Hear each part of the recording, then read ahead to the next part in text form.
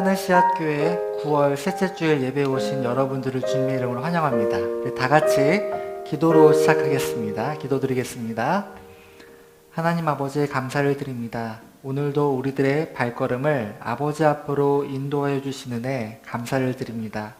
오늘 예배를 통하여서 하나님은 우리에게 원하시는 자리가 어디인지를 확인할 수 있도록 도와주시고 그 자리로부터 시작되는 믿음의 경주를 잘 달려나갈 수 있도록 도와주옵소서. 이 모든 말씀 예수님의 이름으로 기도드렸습니다. 아멘. 다 같이 찬양 드리겠습니다.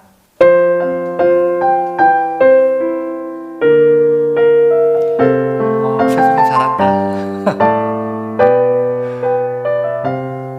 시작하겠습니다.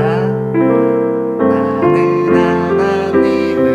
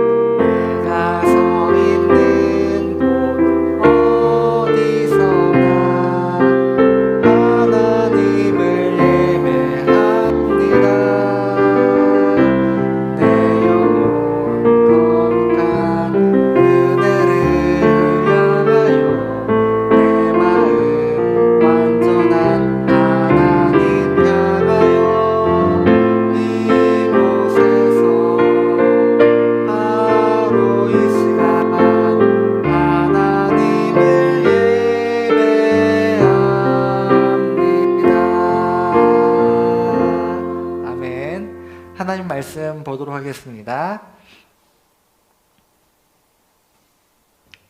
오늘 제목은 교만한 다윗을 벌하신 하나님이라는 제목입니다. 다윗 왕은 지금까지 정말 겸손하게 하나님을 잘 따랐지만 오늘 내용은 좀 다를 거예요. 한번 보도록 하겠습니다. 눌러볼까요? 다윗 왕입니다. 백성을 조사한 후에 그의 마음의 자책, 후회하고 다윗이 여호와께 고백을 했습니다. 내가 이 일이 뭐냐면은 백성 중에서 전쟁에 참여해서 칼로 싸울 만한 사람이 누가 있는지를 세어본 거거든요. 여호와께 아뢰되 내가 이 일을 행함으로 큰 죄를 범하였나이다. 여호와여, 이제 내가 간구하오니 이제 다윗이 자기를 하나님의 종이라고 이야기를 하죠. 종의 죄를 사하여 주옵소서. 내가 심히 미련하게 행하였나이다 하니라. 사무엘하 24장 10절 말씀입니다. 아멘. 볼게요. 누굴까요? 당연히 다윗 왕이겠죠. 다윗 왕이 하나님께서 정말 놀라운 은혜를 주셔서 성도 생기고 집도 많이 세우가면서 나라가 정말 부하게 되었습니다. 백성들도 행복하고 다윗 왕도 행복하고 이제 전쟁은 없고 어느 정도 나라가 안정하게 되었습니다. 이렇게 멋진 나라가 이루어진 것은 다윗의 힘이었을까요? 아니죠.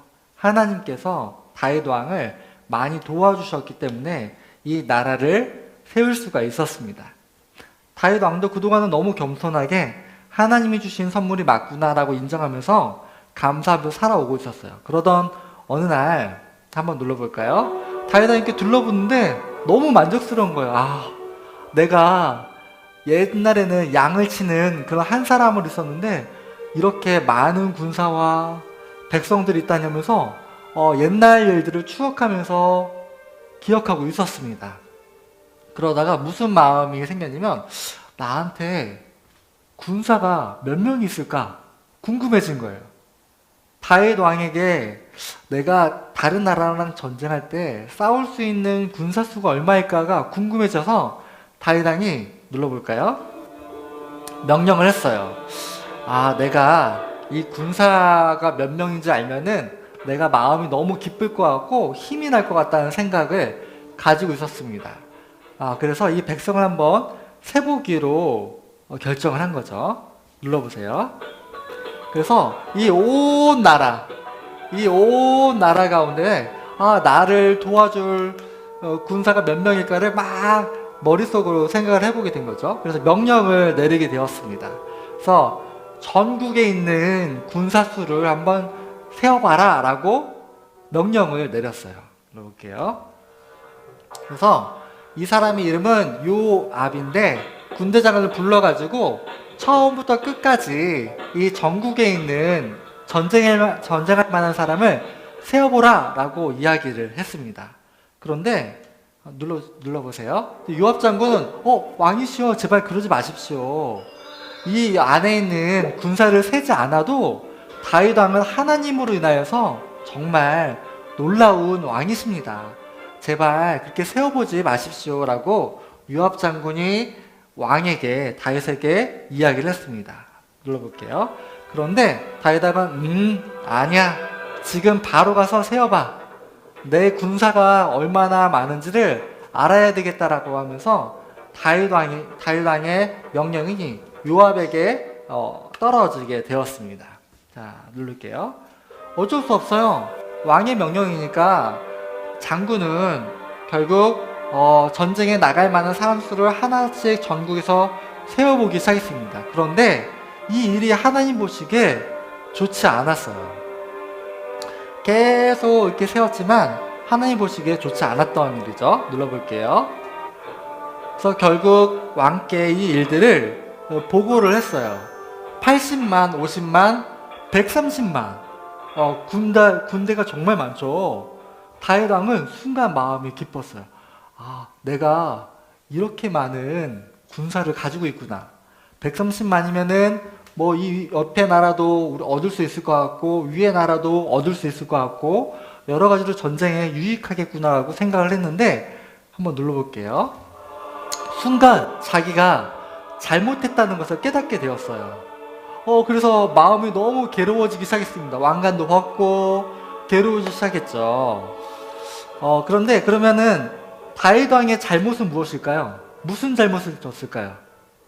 군사를 세본 게 왜 잘못일까요? 전에도 이스라엘 백성들이 출애굽할 때도 사람 수를 세어봤어요. 지금 이 자리에 몇 명 있죠? 하나, 둘, 셋, 넷, 다섯, 여섯, 일곱, 여덟. 세보는 게 잘못인가요? 숫자 세보는 게 잘못인가요? 다윗이 뭐 숫자밖에 세보지 않았잖아요. 몇만이라고요? 군대? 130만. 계산해본 게 잘못인가요? 어떻게 생각하세요? 잘못 아닌 것 같죠? 근데 무슨 잘못인지 다윗은 너무 심히 괴로웠습니다. 왜냐면은 다윗 왕은 군대가 있든 없든 전쟁에 나가면 이길 수 있어요. 왜죠? 하나님이 도와주시니까. 그쵸? 군대가 있든 없든 자기는 왕이에요. 왜죠? 하나님이 기름 부어 주셨으니까. 자기가 왕인 것이 군사 때문이 아니고 내가 전쟁을 할 수 있는 것이 군사 때문이 아니고 하나님 때문에 내가 지금 이 자리까지 온 거예요. 근데 다윗은 내가 왕인 것을 군사를 세워봐서 내가 힘이 얼마인지를 확인해 봐야 되겠다는 교만한 마음을 가지게 된 거죠. 하나님을 믿지 않고 자기의 군대를 세워보고 내 힘이 얼마 정도를 계산해 보게 된 것이죠. 이것이 다윗 왕의 잘못이에요.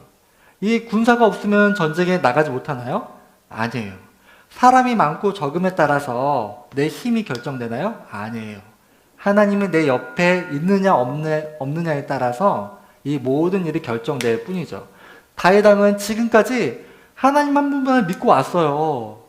사울 왕한테 쫓겨날 때도 주변에 얼마 사람이 없었어요. 그럼에도 불구하고 하나님 믿는 믿음으로 왕 자리까지 왔단 말이에요. 그런데 이제는 왕 자리에 앉아서 기뻐하면서 바라보다가 교만한 마음이 된 것이죠. 우리의 위치, 지금 이 자리는 하나님의 은혜예요. 그죠? 하나님의 은혜로 이 자리까지 오게 된 겁니다. 그래서 다윗 왕은 자신의 잘못을 인정하게 되었어요. 하나님, 내가 지금까지 하나님을 믿어서 이 자리까지 왔는데 그럼에도 불구하고 내가 세어본 것을 가지고서 내 자리를 확인하고자 했습니다 하면서 하나님께 죄송한 마음으로 회개를 하게 된 것이죠. 눌러볼게요. 그때 다윗 왕의 회개하는 모습을 하나님께서 보시고 나단이라는 선지자를 보냈어요. 7년 동안 가뭄이냐, 아니면 3개월 동안 도피냐, 아니면 3일 동안에 전국에 전염병 3가지 벌 중에 하나를 선택해 보라라고 이야기를 했죠. 여러분 같으면 무슨 벌을 선택하겠습니까? 3일 전염병? 왜? 짧으니까. 다윗은 뭘 선택했을까요? 3일? 왜? 7년 가뭄? 제일 짧아서? 근데 다윗 왕도 이걸 선택했어요. 3일 전염병. 이거를 선택을 했죠. 왜냐하면 다윗 왕의 마음은 내가 지금까지 사람 때문에 도망 다녔는데 이제는 그거 말고 하나님의 손에 내가 벌을 받길 원한다는 마음으로 3일 전염병에 선택을 했습니다. 눌러볼게요. 그래서 이게 전염병을 통해서 많은 사람들이 죽었어요. 이 백성들은 무슨 죄가 있나요? 없죠. 좀 안타까운, 정말 자기의 하나의 잘못 때문에 많은 백성들이 전염병으로 죽게 되었거든요. 눌러볼게요. 하나님께 다시 기도를 드렸죠. 그리고 하나님께 제사를 드리면서, 예배를 드리면서 하나님, 내가 이제부터는 하나님만 다시 의지하는 사람이 되겠습니다 라고 고백을 했습니다. 그때 전염병을 하나님께서 다 거두어 가지시고 깨끗하게 낫게 해주셨죠. 자, 눌러볼게요. 자, 우리도 마찬가지예요. 지금 우리가 이 자리에 있는 것, 내 힘으로 된 거 아니고, 또한 부모님의 힘으로 된 것도 아닙니다.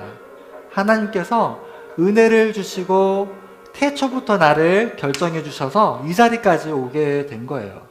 하나님만 믿는 믿음으로 살아갈 때 우리는 교만하지 않고 하나님 앞에 죄를 짓지 않게 된다는 것입니다. 또한 내 자리는 하나님을 통해서만 확인되는 자리임을 잊지 마시고 하나님 앞에서 바로 살아가는 저와 여러분이 되기를 주님의 이름으로 부탁드리겠습니다.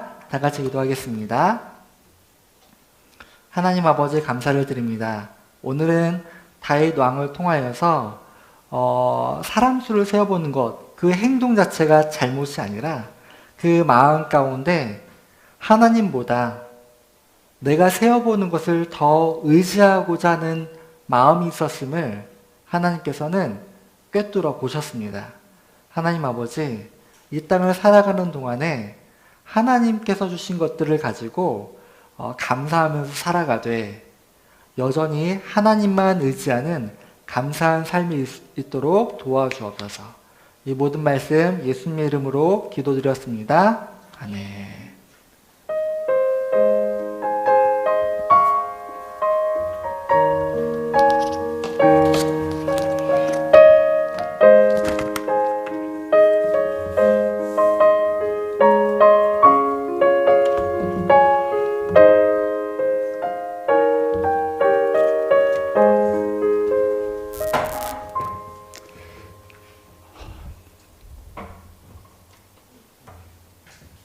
다 함께 사도신경 하심으로 우리 하나님께 계속해서 예배하는 시간 갖도록 하겠습니다. 사도신경으로 우리의 신앙을 다 함께 고백하겠습니다.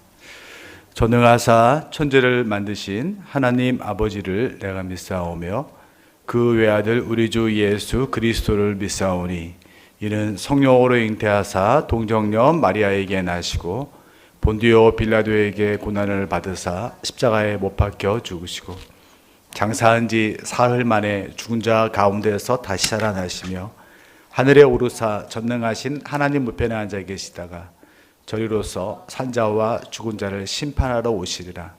성령을 믿사오며 거룩한 공회와 성도가 서로 교통하는 것과 죄를 사하여 주시는 것과 몸이 다시 사는 것과 영원히 사는 것을 믿사옵나이다. 아멘.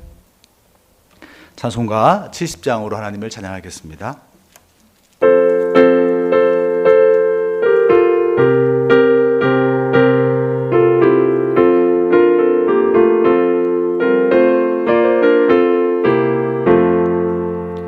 피난처 있으니 환난을 당한 자 이리 오라. 땅들이 변하고 물결이 일어나 산 위에 넘치네 두렵잖네. 이방이 떠들고 나라들 모여서 진동하나. 우리 주 목소리 한번 발라시면 천하의 모든 것 망하겠네. 만유주 하나님 우리를 도우니 피난처요.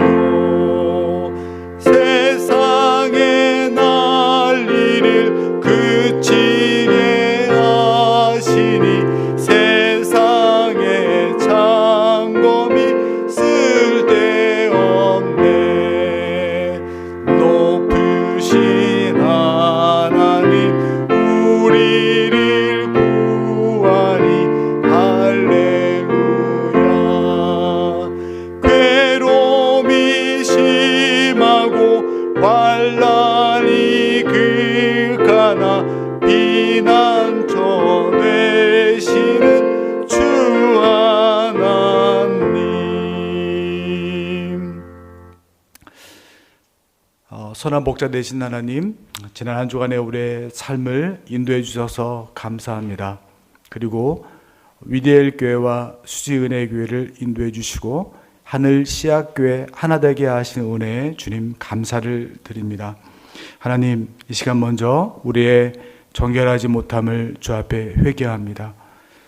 하나님께서 원하시는 것은 정결한 마음이요, 하나님 기뻐하시는 것은 깨끗한 질그리심을 이 시간 고백합니다. 지난 한 주간의 우리의 삶이 그렇지 못했음을 이 시간 고백합니다. 하나님을 내 삶의 주인이라고 입으로는 고백하지만 우리의 삶 가운데 하나님을 내 삶의 주인으로 고백하지 못하며 살았던 삶들을 주님 용서하여 주옵소서. 하나님, 보라 내가 새 일을 행하리니 이제 나타날 것이라. 반드시 내가 광야의 길을 사막에 강을 내리니 이 백성이 나를 위하여 지었나니 나를 찬송하게 하려 함이라 말씀하신 주님, 그렇습니다. 하나님께서 우리의 지난 삶 가운데 사막 같은 삶 가운데 길을 내시고 광야 같은 삶 가운데 주께서 강을 내셨음을 이 시간 고백합니다. 주님, 우리의 삶을 인도하셔서 하나님을 찬양하는 귀한 삶 살아갈 수 있도록 도와주옵소서. 오늘 특별히 저희들이 주일을 기억하여 예배를 드립니다. 우리가 코로나로 인해서 각 가정에서 하나님을 예배하는데 우리의 예배가 삶이 되게 하시고 우리의 삶이 예배가 되는 귀한 은혜 있도록 도와주옵소서. 여호와께서 우리에게 구하는 것이 정의를 행하며 인자를 사랑하며 겸손하게 하나님과 함께하는 것이라 하였사오니 우리의 삶이 주님과 함께하는 귀한 삶 될 수 있도록 도우시며 인도해 주옵소서. 선포되는 이 말씀과 말씀 후에 기도와 찬양 속에 또한 함께 하시고 온전히 주님만을 찬양하는 귀한 삶으로 한 주간 살아갈 수 있도록 인도하여 주옵소서. 이 모든 말씀 예수 그리스도의 이름으로 간절히 기도드리옵나이다. 아멘.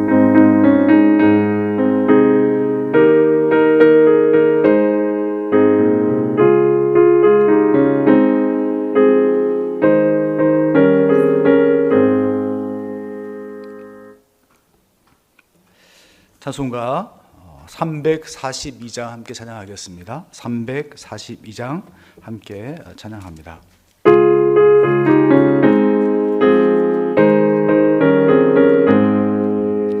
너 시험을 당해 죄 짓지 말고 너 용기를 다해 또 물리치라. 너 시험을 이겨 새 힘을 얻고 주 예수를 믿어 늘 승리하라.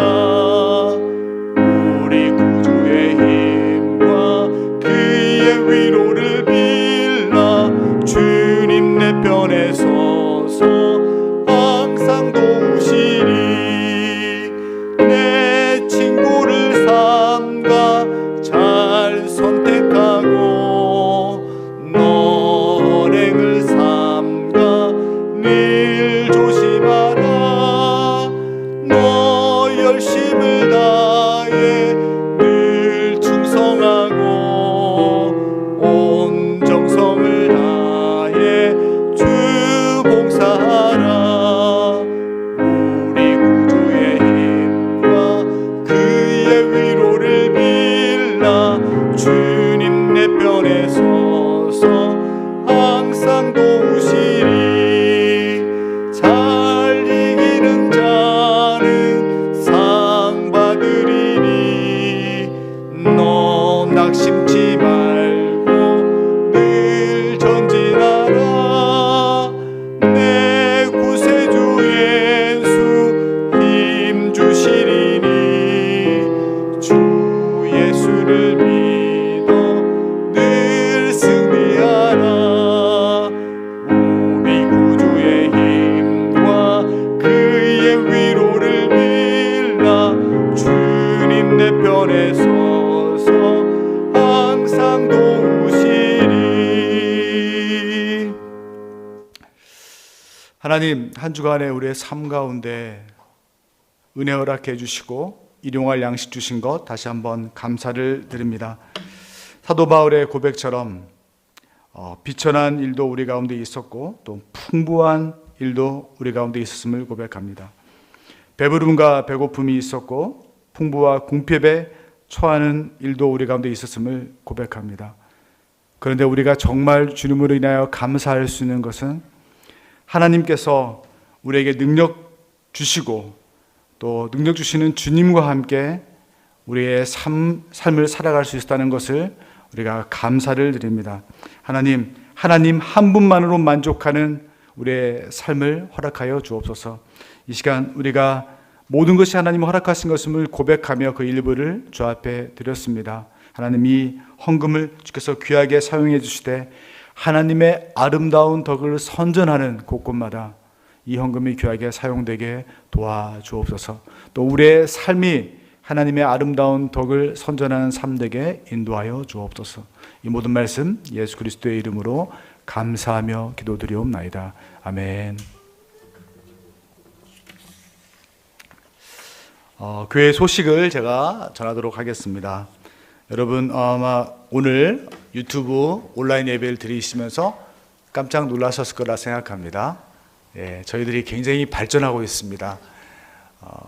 지금 자막도 이렇게 나오고 있는 것으로 제가 알고 있고요. 그리고 아마 여러 가지 영상도 깨끗하게 잘 나오는 것으로 알고 있습니다. 어제 또 같이 이렇게 우리 사역자가 이렇게 모여서 연습도 해보고 또 오늘 일찍 와서 또 이렇게 수고하는 일들이 좀 있었습니다. 아무튼 수고해 주신 모든 분들 다시 한번 감사드리고 여러분들 예배 드리는데 같이 예배는 한 공간에 드리지 못하지만 그곳에서 조금 더 하나님께 예배하는 데 집중할 수 있는 은혜가 있기를 바랍니다.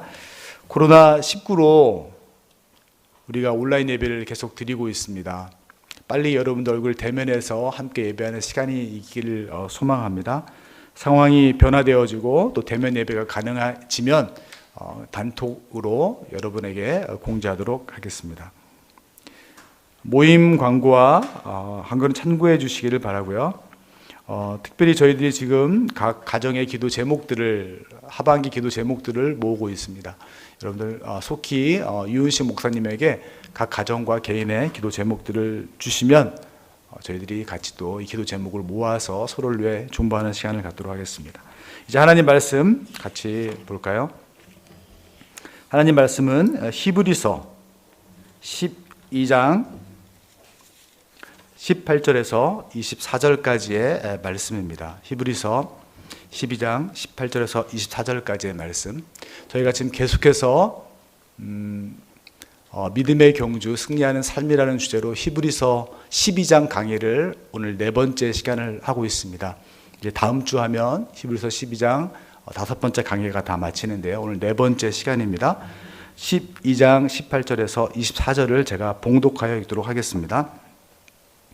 너희는 만질 수 있고 불이 붙는 산과 침침함과 흑암과 폭풍과 나팔 소리와 말하는 소리가 있는 곳에 이른 것이 아니라 그 소리를 듣는 자들은 더 말씀하지 아니하시기를 구하였으니 이는 짐승이라도 그 산에 들어가면 돌로 침을 당하리라 하신 명령을 그들이 견디지 못함이라. 그 보이는 바 이렇듯 무섭기도 모세도 이르되 내가 심히 두렵고 떨린다 하였느니라. 그러나 너희가 이른 곳은 시온산과 살아계신 하나님의 도성인 하늘의 예루살렘과 천만 천사와 하늘에 기록한 장자들의 모임과 교회와 만민의 심판자이신 하나님과 및 온전하게 된 의인의 영들과 새 언약의 중보자이신 예수와 및 아벨의 피보다 더 나은 것을 말하는 뿌린 피니라. 아멘. 오늘 말씀을 여러분 같이 읽으면서 도대체 이 말씀이 무슨 말인가 아마 그런 생각이 드시는 분도 계셨을 거라 생각합니다. 우리는 지금 히브리서 12장의 말씀을 계속 묵상하고 있는데 히브리서가 쓰여진 목적을 우리가 좀 기억할 필요가 있습니다. 그들은 고난과 세상의 유혹으로 믿음의 경주를 주저하면서 머뭇거리고 있는 믿음의 경주자들입니다. 히브리서를 기록하고 있는 기자는 이 고난과 세상의 유혹 앞에서도 어떻게 승리하는 믿음을 살 수 있는가를 계속해서 권면하고 있는 거죠. 특별히 히브리서 12장의 말씀은 힘들고 어려운 상황 가운데서 어떻게 하나님이 우리에게 허락하신 믿음의 경주를 승리할 수 있을까 말씀하고 계십니다. 우리가 지난 3주 동안 이 말씀의 주제를 가지고 묵상하며 살펴봤는데 첫 번째 설교를 여러분 기억하십니까? 눌러볼까요? 네, 여러분 나오진 않겠지만 첫 번째는 여러분 설교의 제목은 기회였습니다. 기회. 원래 제가 표대라는 단어로 설교 제목을 정하려고 했는데 기회라고 정했죠. 우리에게는 승리의 기회가 있다는 것입니다. 하나님이 그 기회를 주신다는 것이죠. 그러므로 히브리서 기자는 3가지를 우리 가운데 권면을 했죠. 첫 번째 설교에서요. 허다한 증인들이 너희와 함께함을 기억해라. 너희 혼자 싸우는 싸움 아니다. 두 번째는 모든 무거운 것과 얽매이기 쉬운 죄를 벗어버려라.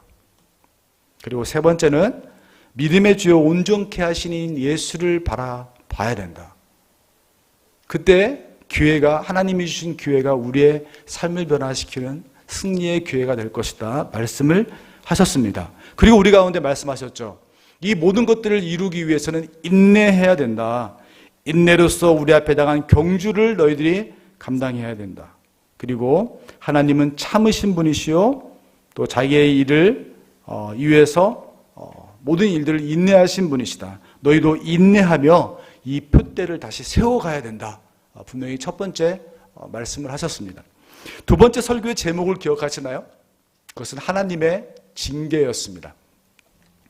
우리가 하나님이 허락하신 믿음의 경주를 살아가다 보면 꼭 반드시 매듭 짓고 가야 될 한 가지 문제가 있는데 그것은 고난의 문제입니다. 하나님의 징계의 문제죠. 그래서 이 징계의 문제, 아무리 믿음의 경주를 해도 이 고난과 하나님의 징계로부터 자유로운 사람은 아무도 없습니다. 우리가 그만큼 연약한 거죠. 그러면 이 고난과 하나님의 징계를 우리가 만났을 때 우리는 어떻게 이 어려움들을 극복할 수 있는가? 오늘 히브리서를 기록한 기자는 2가지를 말씀하시죠. 하나님이 누구를 징계하시는지 기억해라. 하나님이 누구를 징계하십니까? 당신의 자녀들입니다. 그래서 고난과 하나님의 징계가 없는 자들은 사생자들이라고 히브리서 기자는 말씀하고 있습니다. 두 번째, 고난이 올 때 우리가 어떻게 이 고난을 이길 수 있습니까? 하나님께서 징계하시는 이유가 무엇인지를 물어봐야죠. 하나님이 우리를 징계하시는 이유는 우리를 연단해서 하나님의 거룩하심에 참여하게 하고자 합니다. 나아가서 의와 평강의 열매를 맺게 하기 위해서 우리를 징계하는 것이다. 그냥 우리한테 화풀이 하는 게 아니라 결국 우리를 통해서 하나님의 위대한 일들을 같이 이루어가기 원하시는 하나님의 놀라운 계획인 것입니다. 그러므로 믿음의 경주를 할 때 우리의 삶 가운데 우리의 의도와 상관없는 고난이 올 때 우리는 내가 하나님의 자녀임을 기억하고 하나님이 이 일을 통하여 우리를 연단하여서 의와 평강의 열매를 맺기 원하시는구나 고백할 때 믿음의 경주를 승리할 수 있는 것입니다. 세 번째, 우리가 2주 전에 3주 전에 우리가 나눴던 세 번째 설교를 기억하시나요? 세 번째, 믿음의 경주에서 승리하기 위해서 필요한 것이 무엇입니까? 함께하는 것입니다. 함께. 시각장애인들이 마라톤을 할 때 가이드 러너가 있습니다. 마찬가지로 우리 공동체 모든 식구들이 다 믿음의 경주를 하는데 우리 공동체가 이 가이드 러너의 역할들을 해줘야 되는 것입니다. 그러면서 함께함에 대한 중요함을 우리 가운데 히브리서 기자는 말씀하고 있죠. 믿음의 경주는 공동체가 함께하는 것이다. 믿음의 시작은 개인의 신앙 고백으로 출발하지만 믿음의 승리는 공동체와 함께하는 것입니다. 절대로 혼자 잘나서 믿음의 경주를 승리할 수가 없습니다, 여러분. 그래서 교회 공동체가 그만큼 중요한 것입니다. 또 그러므로 공동체는 믿음의 경주에서 낙오자가 없도록 돌봐야 될 의무가 있는데 어떤 사람을 돌봐야 되는가? 하나님의 은혜에 이르지 못하는 자들이 없도록 돌봐야 됩니다. 어린 신앙을 가진 사람들이 있다면 서로 엮어서 돌봐줘야 되는 것입니다. 두 번째로 공동체 안에 마음에 쓴뿌리와 상처가 있는 사람이 있다면 찾아가서 위로해주고 돌봐줘야 됩니다. 세 번째로 음행하는 자와 예사와 같이 장자의 명분을 파는 망령된 자, 세상의 이익 때문에 거룩한 삶을 포기하려고 하는 사람들이 있다면 그들을 우리가 도와줘야 됩니다.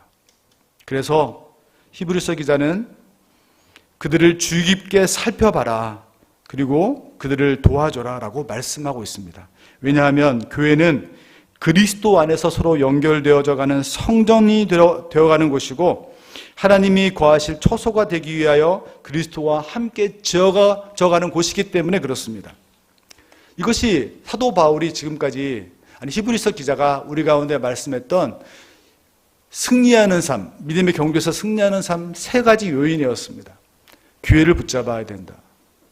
인내해라. 두 번째로 우리가 함께 해야 된다. 그리고 세 번째로 이 고난의 문제를 잘 해결해야 된다. 그리고 오늘 드디어 네 번째 믿음의 경주에서 승리하기 위해서 필요한 것이 무엇인가? 그것은 위치를 확인하라는 것입니다. 뭐라고요? 위치를 확인하라. 여러분 이제 마라톤과 장거리 달리기를 한번 생각해 봅시다. 마라톤과 장거리 달리기를 할 때 중요한 것은요, 내가 지금 어디에 있는지를 확인해야 돼요. 무조건 달린다고 우승할 수 있는 게 아닙니다. 내가 지금 20km에 와 있는지, 내가 10km에 와 있는지, 내가 30km에 와 있는지, 아니면 내가 마지막 스퍼트 할 수 있는 40km에 와 있는지를 확인할 때 우리가 가지고 있는 에너지를, 우리가 가지고 있는 작전을 사용해서 승리할 수 있는 것입니다. 여러분 기억하실지 모르겠지만 쇼트랙 여러분 보셨나요? 지난 평창 올림픽에서 3000m 계주에서 우리 여자 선수들이 금메달을 땄는데요. 쇼트랙을 할 때 여러분 코치들은 뭘 하고 있던가요? 코치들은 가만히 빙상 위에서 있는 게 아니고요. 그 코치들이 머무는 곳에서 몇 바퀴를 돌았는지를 계속 체크해 줍니다. 네가 어디에 있는지를 알아야 된다. 이제 앞으로 5바퀴 남았다. 이제 앞으로 3바퀴 남았다. 그때 선수들이 작전을 걸기 시작하고 자기가 준비한 것들을 최대한 발휘하면서 승리를 하는 것입니다. 자기가 몇 바퀴를 도는지 모르면 열심히 달린다고 해서 결코 승리할 수 있는 것이 아니었습니다. 믿음의 경주도 이와 마찬가지입니다. 열심히만 산다고, 열심히 믿음 생활을 한다고 여러분, 우리가 항상 승리할 수 있을까요? 그렇지 않습니다. 내 믿음의 현장이 어디인지를 계속해서 확인하기 시작할 때, 그때 우리가 승리할 수 있는 것입니다. 오늘 말씀은 그런 의미에서 우리가 서 있는 위치를 확인해야 된다. 우리의 위치를 확인하면 믿음에서, 싸움에서 승리할 수 있다. 그래도 오늘 본문은 우리 가운데 두 가지 장소를 말씀해 주고 있습니다. 18절과 19절 먼저 읽어보겠습니다. 18절과 19절 같이 읽습니다. 시작. 너희는 만질 수 있고 불이 붙은 산과 침침함과 흑암과 폭풍과 나팔 소리와 말하는 소리가 있는 곳에 이른 것이 아니라 그 소리를 듣는 자들은 더 말씀하지 아니하시기를 구하였으니. 오늘 첫 번째로 오늘 히브리서 기자가 말하고 있는 장소는 어디냐면 시내산입니다. 시내산이라는 말이 여기에 언급되어 있지는 않지만 잘 보시면 너희는 만질 수 있고 불이 붙은 산. 불이 붙은 산이 뭐죠? 하나님께서 모세를 부를 때 떨기나무에 불을 붙이셨잖아요. 이건 누가 봐도 시내산입니다. 그리고 하나님이 모세에게 십계명을 줄 때 침침함과 흑암과 폭풍과 나팔 소리가 있었거든요. 그러니까 쉽게 이야기하면 믿음의 경주에서 우리가 항상 서 있는 곳은 둘 중에 하나다. 첫 번째는 시내산이다. 두 번째는 어떤 산일까요? 우리 22절입니다. 22절을 같이 읽습니다. 그러나 너희가 이른 곳은 시온산과 살아계신 하나님의 도성인 하늘의 예루살렘과 천만 천사와. 두 번째 우리가 이른 곳이 어디라고 말씀하시죠? 구체적으로 말씀하시죠. 시온산. 그러니까 믿음의 경주를 하다 보면 우리 가운데 반드시 둘 중에 하나에 우리는 머무를 수밖에 없습니다. 하나는 시내산이고 하나는 시온산이에요. 그러면 시내산은 뭐고 시온산은 뭐일까요? 오늘 본문은 이 시내산이 뭐고 시온산이 무엇인지를 설명하면서 결국 우리한테 던지는 한마디는 믿음의 경주에서 승리하기 위해서는 시내산에 머물면 안 된다.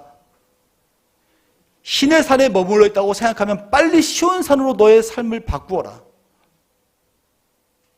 그것이 승리하는 비결이라고 말씀하고 있습니다. 그렇다면 하나하나 살펴봐야 되지 않을까요? 시내산은 과연 무엇일까요? 18절부터 21절을 제가 다시 한번 읽겠습니다. 한번 여러분 눈으로 따라와 보십시오. 너희는 만질 수 있고 불이 붙은 산과 침침함과 흑암과 폭풍과 나팔 소리와 말하는 소리가 있는 곳에 이른 것이 아니라 그 소리를 듣는 자들은 더 말씀하지 아니하시기를 구하였으니 이는 짐승이라도 그 산에 들어가면 돌로 침을 당하리라 하신 명령을 그들이 견디지 못함이라.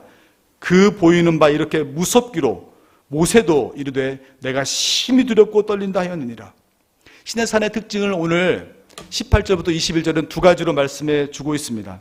첫 번째는요, 21절을 보면 시내산은 모세가 이르되 내가 심히 두렵고 떨린다 하였노라.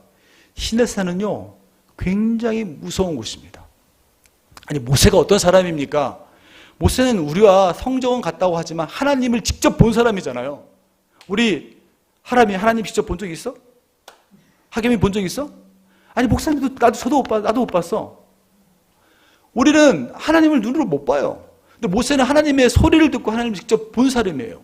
근데 그 모세가 뭐라고 하냐면 시내산에 서는 것은 굉장히 두려운 일이다. 왜 그럴까요? 시내산은 또한 하나님의 율법을 하나님이 모세에게 준 곳입니다.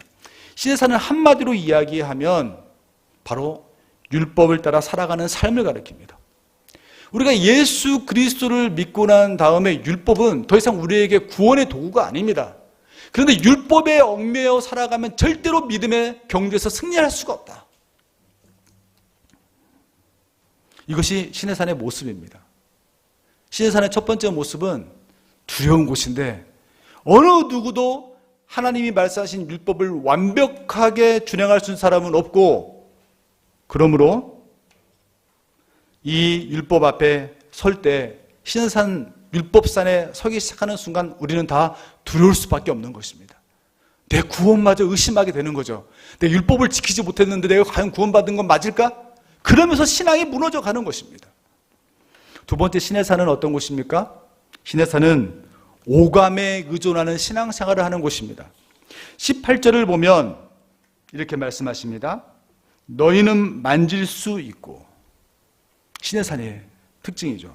19절을 보면 또 뭐라고 말씀하시냐면 나팔 소리와 말하는 소리가 있는 곳에 이른 것이 아니라 그 소리를 듣는 자들은. 오감에 의존하는 거죠. 21절을 보면 그 보이는 바가 이렇듯 무섭기로. 보십시오. 18절에 만지는 것에 의존해서 신앙생활을 하고 19절에 듣기를 항상 기다리고 있고 듣는 것만 믿으려고 하고 들리는 것만 보이는 것만 믿으려고 하는 이 오감에 의지해서 철저하게 신앙생활을 하려고 하는 사람들 절대 승리할 수 없죠. 왜 그럴까요? 믿음은 바라는 것들의 실상이요 보지 못하는 것들의 증거이기 때문에 그렇습니다. 믿음은 눈에 보이는 게 다가 아니에요. 우리가 눈에 보이고 만질 수 있는 것만으로 판단하면 절대로 우리는 승리할 수가 없을 것입니다. 우리가 요한복음 14장을 지난 한 주간 동안 두 주에 걸쳐서 같이 나눴는데 요한복음 14장에 빌립이 뭐라고 말씀했습니까? 주여 아버지를 우리에게 보여주옵소서 그리하면 족하겠나이다. 예수님이 뭐라고 하셨죠? 야, 믿음은 말이야 눈으로 보는 것 믿는 게 아니라 믿음을 가지고 세상을 보는 것이, 믿음의 눈을 가지고 보는 것이 믿음의 삶이다. 또 요한복음 20장에 보면 도마가 이렇게 말씀하시죠. 주님, 내가 만약에 예수님을 믿는다면 내가 그의 손의 못자국을 내가 눈으로 보고 내 손가락을 그 못자국에 넣으며 내 손을 그의 옆구리에 넣어보지 않고는 내가 믿지 않겠노라. 그 도마를 예수님이 찾아오셨고 그 도마를 예수님이 만나주심으로 바른 믿음이 무엇인지 가르쳐 주셨습니다. 믿음은요, 여러분 눈에 보이는 것, 만질 수 있는 것, 들은 것, 들을 수 있는 것, 이 오감에 의존해서 살아가는 게 믿음의 삶이 결코 아닙니다. 세상 사람과 그건 다르지 않습니다. 신의 산의 특징이 그렇다는 거예요. 신의 산은 율법에 얽매여 살아가는 삶이고 신의 산이라는 것은 철저하게 세상 사람들처럼 만지고 듣고 볼 수 있는 것만 믿으려고 하는 삶, 그게 신의 산입니다. 여기에 머물러 있으면 결코 우리의 믿음은 승리하는 믿음이 될 수 없다는 것입니다. 그러므로 신의 산에 머물지 말아라 말씀하고 있는 거죠. 율법이 주인 노릇하는 신의 산에서 이제 뛰쳐나와서 시온산으로 가라. 철저히 보고 듣고 만질 수 있는 것에 의존하며 사는 이 신의 산에서 눈에 보이지 않는 하나님을 너희들이 믿고 만나는 시온산으로 가라. 그렇다면 우리가 질문 던질 수 있습니다. 시온산은 어떤 산입니까? 22절부터 24절을 제가 다시 한번 읽어드리겠습니다. 그러나 너희가 이른 곳은 시온산과 살아계신 하나님의 도성인 하늘의 예루살렘과 천만 천사와 하늘에 기록된 장자들의 모임과 교회와 만민의 심판자이신 하나님과 및 온전하게 된 의인의 영들과 새 언약의 중보자이신 예수와 및 아벨의 피보다 더 나은 피를 말하는 뿌린 피니라. 시내산의 특징은 무엇일까요? 시내산의 첫 번째 특징은 약속이 있는 산이라는 것입니다. 시온산은 대단한 산이, 높은 산이 시온산이 아니라 하나님의 구원의 약속이 여전히 믿어지는 산, 하나님의 구원의 약속을 붙들고 살아가는 산이 바로 시온산입니다.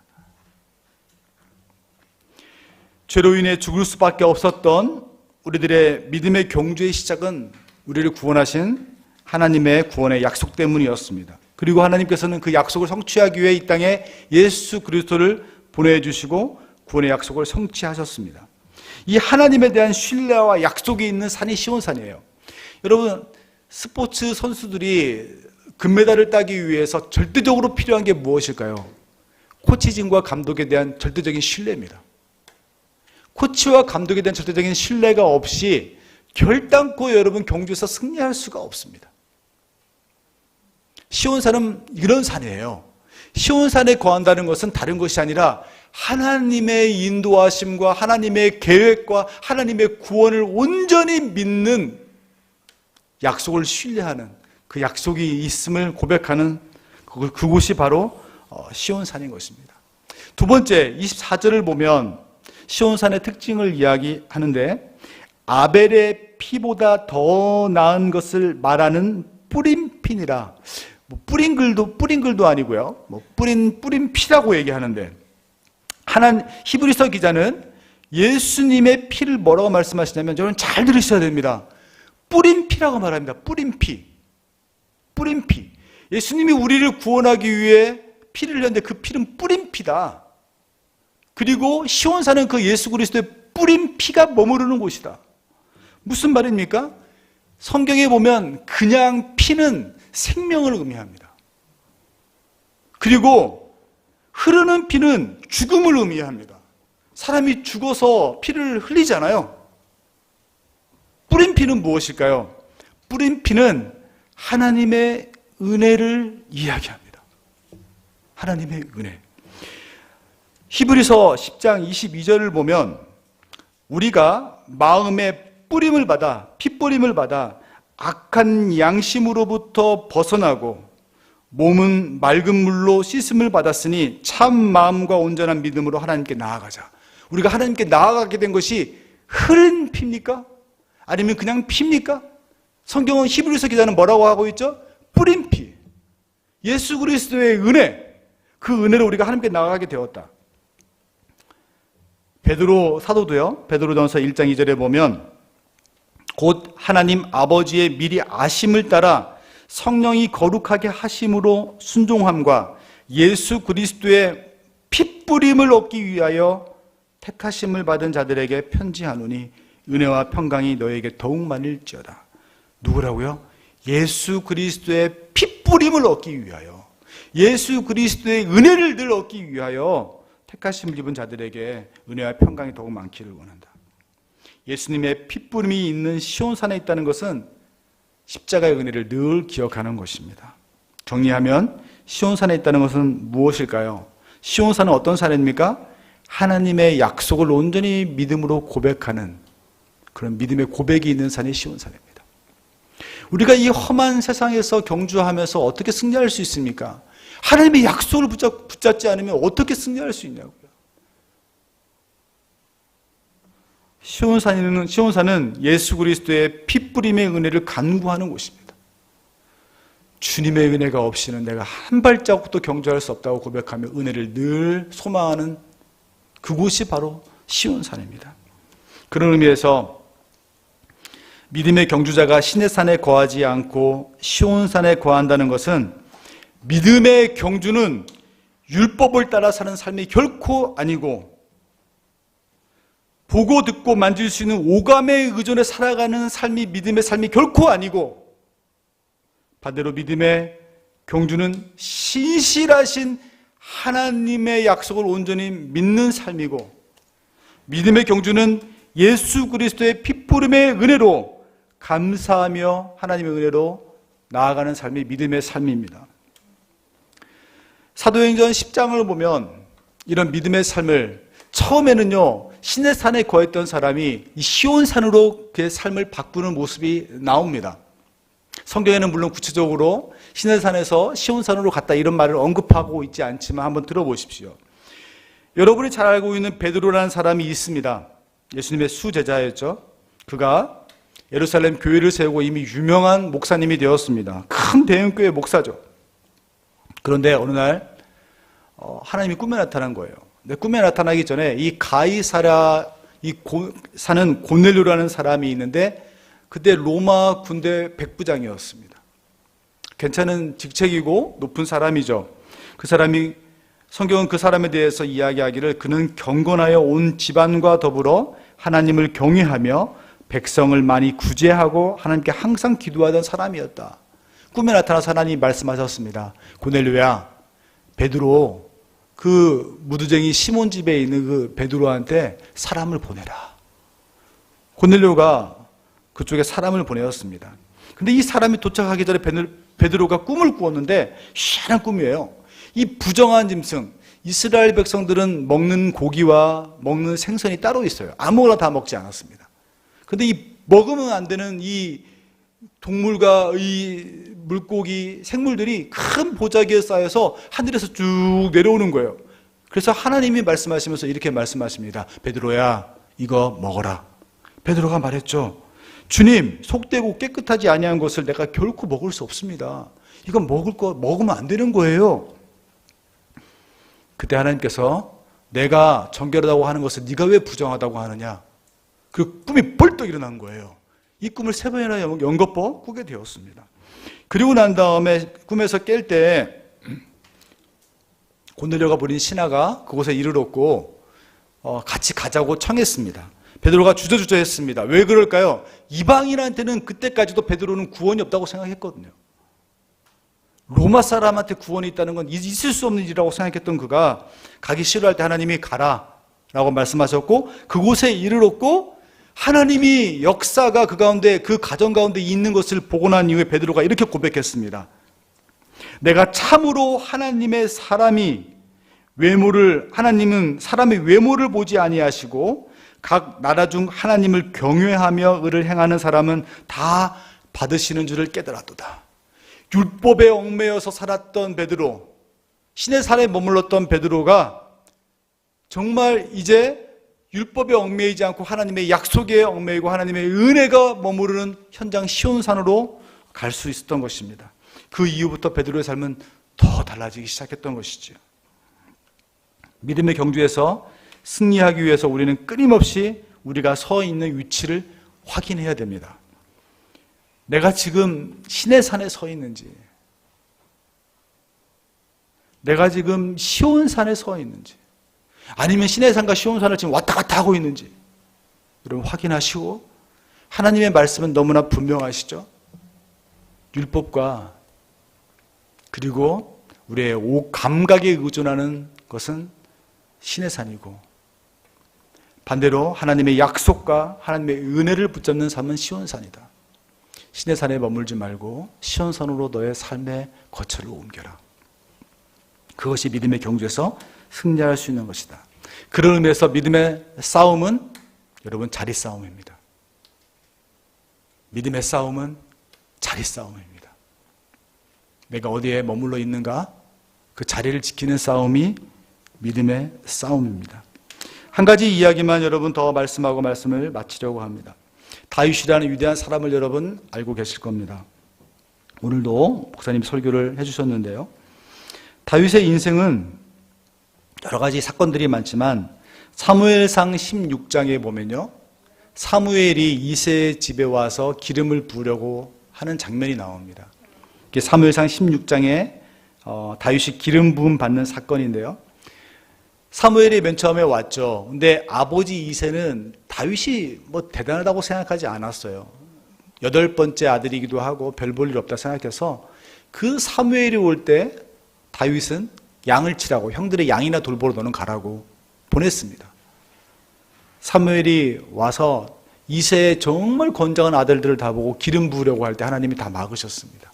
그리고 사무엘에게 또 다른 아들이 있는지 없는지 이새에게 물어보라 하셨고, 이새에게 물어봤을 때 이새가 아들이 하나 있지만 별 볼 일 없는 아들입니다 라고 말씀을 하죠. 그때 하나님께서 사무엘에게 이 어린아이가 오기 전까지는 먹지도 말라 말씀하셨고 그렇게 이야기를 합니다. 그리고 다윗이 왔습니다. 여러분 잘 기억해 보시면 다윗이 언제 하나님께 부름받고 하나님의 사람으로 여러분 인정받았습니까? 초라해 보이는 곳, 아무도 가지 않으려고 하던 곳. 아니 그때 형들의 양을 지키기 위해서 알바 쓰면 안 되나요? 다윗이 근데 묵묵히 그 자리로 갔어요. 하나님이 있어야 될 자리라고 생각했기 때문에, 가라고 한 자리라고 생각했기 때문에 하나님의 약속을 믿고 머물렀던 거죠. 시편에 보면 그런 말씀이 있습니다. 이 자리를 지키기 시작했을 때 야곱이 하나님의 사람으로 기름 부음 받고 쓰임 받기 시작한 거예요. 반대 사건을 봅시다. 사무엘하 11장을 보면 다윗이 위대한 왕이 되었습니다. 이미 주변 나라에서는 아무도 그를 건드리지 못할 정도로 힘이 굉장히 센 왕이 되었습니다. 근데 이 암몬과의 전투에서 다윗이 백성들은 전쟁터에서 전쟁을 하고 있는데 늦은 밤 시간에 일어나가지고, 성경을 보니까 늦은 밤 시간에 일어나가지고 옥상에 이렇게 거닐다가 목욕하는 여인을 본 것입니다. 그게 밧세바입니다. 그리고 밧세바를 범하게 되고, 그때부터 다윗의 인생 가운데 굉장히 어려움이 있는 것들을 우리는 성경을 통해 보게 됩니다. 다윗은 그때 있어야 될 자리가 어디였냐면 기도의 자리라, 아니면 하나님 말씀을 묵상하는 자리나, 아니면 백성들을 격려하기 위한 전쟁의 자리에 가 있어야 돼요. 느드맣게 일어나가지고 옥상에서 게으름 피우고 둘러보는 그 자리에 서 있을 때 다윗은 실패할 수밖에 없었습니다. 그런 의미에서 믿음의 싸움은 무슨 싸움이라고요? 여러분, 자리 싸움입니다. 내가 어디에 있는지를 여러분 늘 점검하셔야 됩니다. 나는 신의 산에 있는지 시온 산에 있는지, 나는 하나님의 약속과 은혜를 구하는 삶을 살고 있는지, 아니면 감각적인 삶, 그리고 율법에 의존하는 삶을 살아가고 있는지. 저는 저와 여러분들이 신의 산에 지금 혹시 머무르고 있다면 그 발을 떼어서 시온 산으로 옮기기를 원합니다. 그래서 베드로처럼, 그리고 다윗처럼 정말 하나님이 기뻐하시는 믿음의 경주에서 승리하는 저와 여러분 되기를 바랍니다. 마지막으로 우리 히브리서 10장 19절부터 22절에 있는 말씀을 같이 한번 읽었으면 좋겠습니다. 같이 한번 읽겠습니다. 시작.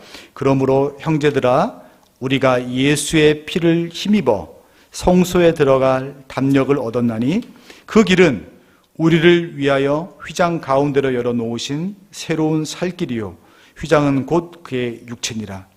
또 하나님의 집 다스리시는 큰 제사장이 계심에, 같이 더 큰 목소리로 읽어볼까요? 우리가 마음의 뿌림을 받아 악한 양심으로부터 벗어나고 몸은 맑은 물로 씻음을 받았으니 참 마음과 온전한 믿음으로 하나님께 나아가자. 우리의 삶이 신의 산에서 시온산으로 옮겨지고, 우리의 삶의 걸음이 신의 산에서 시온산으로 옮겨짐으로 정말 하나님이 기뻐하시는 승리의 삶을 살아가는 저와 여러분 되기를 주님의 이름으로 축원합니다. 이 시간 같이 우리 찬양할 텐데, 내가 주인 삼은 모든 건 내려놓고, 사실 이게 신의 산에서 시온산으로 우리의 삶을 옮기겠다는 고백이죠. 이 찬양의 고백을 같이 우리 정말 고백하기를 원합니다. 하나님의 약속을 내가 신뢰합니다. 지금은 성취되지 않는 것 보이고 성취되어 가고 있는 것처럼 보이지도 않는 이 하나님의 약속, 나를 향한 하나님의 위대한 약속이 지금도 있고 그 약속을 성취됨을 내가 믿습니다. 하나님, 그리고 그 약속은 하나님의 은혜로 이루어짐을 믿습니다. 예수 그리스도의 핏뿌림을 의지합니다. 예수 그리스도의 핏뿌림을 붙잡고 나아가길 원합니다. 우리 이런 고백으로 내가 주인 삼는 모든 건 내려놓고 같이 찬양합시다. 내가 주인 삼은 모든 건 내려놓고 내 주 대신 주 앞에 나가, 내가 사랑했던 모든 건 내려놓고 주님만 사랑, 내가 주인 삼은, 내가 주인 삼은 모든 건 내려놓고 내 주 대신 주 앞에 나가, 내가 사랑했던 모든 건 내려놓고 주 사랑 거친 풍랑에도, 주 사랑 거친 풍랑에도 깊은 바다처럼 나를 잠잠케 해. 주 사랑 내 영혼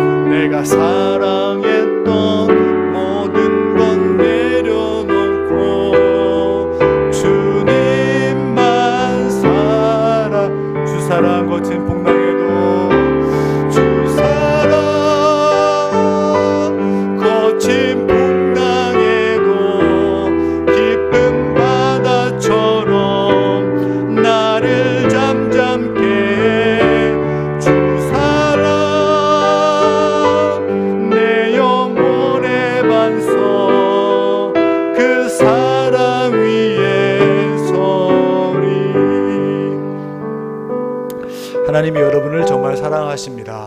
그래서 우리 가운데 구원의 약속을 허락해 주셨고 예수 그리스도의 핏부림의 은혜를 허락해 주셨습니다. 하나님의 약속과 은혜로 주님, 내가 승리할 수 있도록 한 주간의 삶을 저를 붙잡아 주십시오. 이런 고백으로 우리 같이 한번 기도하기를 원합니다. 함께 기도하겠습니다. 아버지 하나님, 감각에 의지 않은 삶에서 이제 벗어나는 하나님의 뿌림의 은혜와 하나님의 온전한 약속, 하나님의 신실하신 온전히 의지하며 나갈 수 있도록 도와주십시오. 아버지 하나님, 우리 가운데 우리를 넘어뜨리는 모든 어려움들이 있을 때 주저하거나 머뭇거리지 않게 하시고 우리의 발걸음을 아버지 하나님 과감하게 되어서 신의 산에서 시온산으로 그 걸음을 옮기는 애 도록 도우시는 인도해 주옵소서. 하나님의 사랑을 아버지 하나님 고백하며 주님의 은혜와 주님의 약속 붙잡고 살아가자 될 수 있도록 도와주옵소서. 사랑의 하나님, 우리가 믿음의 경주를 할 때 우리도 모르게 우리의 발걸음이 신의 산으로 향하고 신의 산에 머물러 있을 때가 많을 때가 많습니다. 예배를 드리지만 율법적 예배를 드릴 때가 있고 말씀을 묵상하지만 율법적으로 말씀을 묵상할 때가 있음을 고백합니다. 주님, 그럴 때마다 우리 마음 가운데 평안이 아닌 두려움이 있음을 고백합니다. 이 일을 지키지 못하고 이 일을 행하지 못해서 마음 가운데 오는 두려움. 성경은 우리 가운데 말씀하시기를 진리를 알지니 진리가 너희를 자유케 하리라. 신의 산이 아닌 시온산에 거하는 백성에게는 자유함이 있음을 고백합니다. 이제 율법에 얽매이지 않는 삶 살아갈 수 있도록 도와주십시오. 두려움에 사로잡힌 삶이 아니라 평안을 누리는 삶 살아갈 수 있도록 인도해 주옵소서. 하나님, 더 나아가서 우리의 삶이 감각적 삶이 되지 않게 하시고 하나님의 말씀에 감동하는 삶 살아갈 수 있도록 인도해 주옵소서. 오감에 의존하는 믿음의 삶이 아니라 하나님의 허락하신 은혜를 따라서 감동하며 살아가는 삶 살아갈 수 있게 도와주옵소서. 하나님, 우리를 향한 하나님의 사랑을 이 시간 고백합니다. 하나님이 우리에게 약속 허락해 주시고 구원의 약속 허락해 주시고 하나님의 약속에는 조금의 변함도 없는 불변의 약속인 것을 이 시간 고백하고 더 나아가 하나님께서는 예수 그리스도의 핏부림의 은혜를 우리 가운데 허락해 주심으로 그 은혜를 따라 살아가게 하셨습니다. 하나님, 우리의 발걸음이 시온산으로 향할 수 있도록 인도해 주십시오. 하나님의 약속과 은혜를 붙잡는 하나님의 온전한 이 사랑을 붙잡고 살아가는 저희 될 수 있도록 인도해 주옵소서. 이 모든 말씀 우리 주 예수 그리스도의 이름으로 간절히 기도드립니다. 아멘. 축도하겠습니다. 지금은 우리 주 예수 그리스도의 은혜와 하나님 아버지의 무한한 사랑과 성령 하나님의 은혜가 신의 산이 아닌 시온산으로 우리의 걸음을 옮기고 우리의 삶의 모든 과정들을 옮기기를 소원하는 사랑하는 주의 백성들 위해 지금부터 영원토록 함께 있을지어다. 아멘.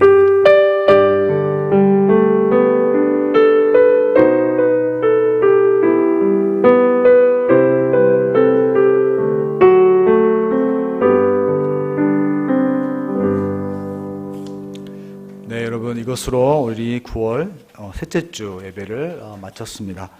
네, 한 주간 동안 승리하시고요. 다음 주에도 건강한 모습으로 뵙기를 바랍니다. 네, 승리하십시오. 감사합니다.